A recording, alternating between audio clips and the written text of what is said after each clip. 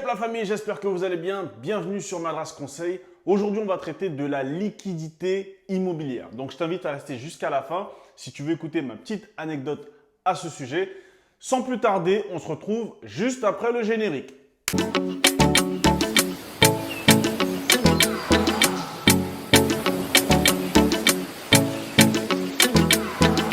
Alors les amis, merci pour vos commentaires, vos partages, vos likes, vos différents messages de soutien. Je vous invite vraiment à continuer à partager tout ce contenu. Alors je sais que c'est une chaîne dédiée à l'immobilier outre-mer, mais vraiment vous allez voir comme aujourd'hui, on va parler de sujets qui touchent à l'immobilier en général.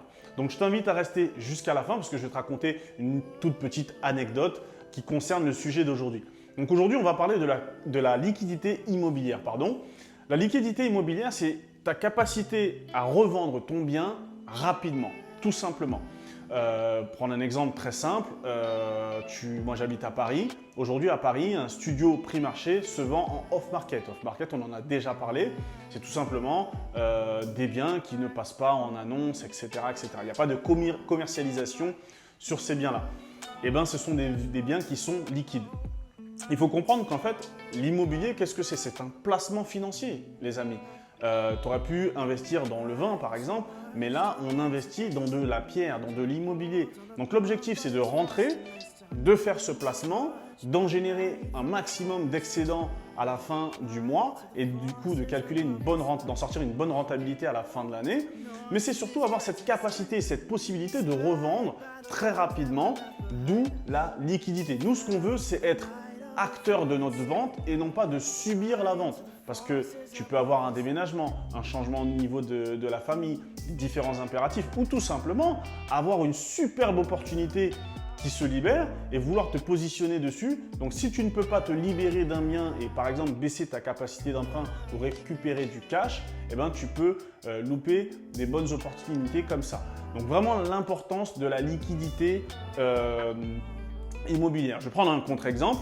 L'immeuble de rapport qui est très en vogue parce qu'il t'offre une très bonne rentabilité, tu as plusieurs appartements, donc en effet quand il y en a un qui est libre, eh ben, ça mutualise le risque, mais l'immeuble de rapport, dans beaucoup de cas, ne se vend pas aussi rapidement qu'un appartement à Paris, tout simplement.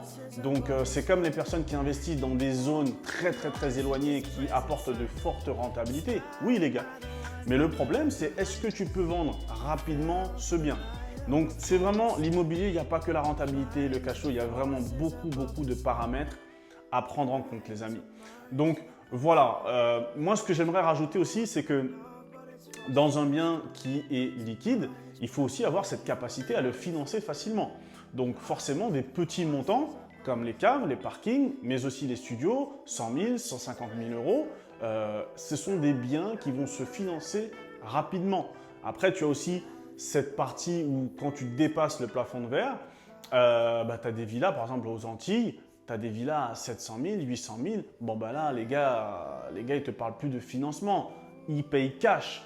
Et donc vraiment l'objectif c'est d'avoir ce type de produit qui se finance facilement et du coup qui se revendent aussi facilement sans avoir besoin de commercialisation, de payer ci, ça, etc. Voilà les amis, je vais vous raconter une petite anecdote. Moi, je travaillais dans la téléphonie quand j'étais un petit peu plus jeune et en fait, je revendais des téléphones tout simplement. Et en fait, en vendant plusieurs téléphones, au bout du 20e téléphone, je me suis rendu compte que ce sont souvent les mêmes téléphones qui se vendaient non seulement très rapidement et les gens ne négociaient pas. D'accord? Donc, c'est le téléphone avec la pomme croquée. Mais sincèrement, dès que j'avais ce type de téléphone, je savais que une fois que la mise à jour était faite et qu'on avait effacé toutes les données, facture à l'appui, ça se vendait très rapidement. Et bien, c'était ce qu'on appelle un produit liquide. A contrario, j'avais des téléphones qui étaient beaucoup moins demandés. Et bien ça, je mettais beaucoup plus de temps. Donc ça veut dire que je sortais entre guillemets de la trésorerie qui était bloquée parce que c'était des produits qui ne se vendaient pas toujours.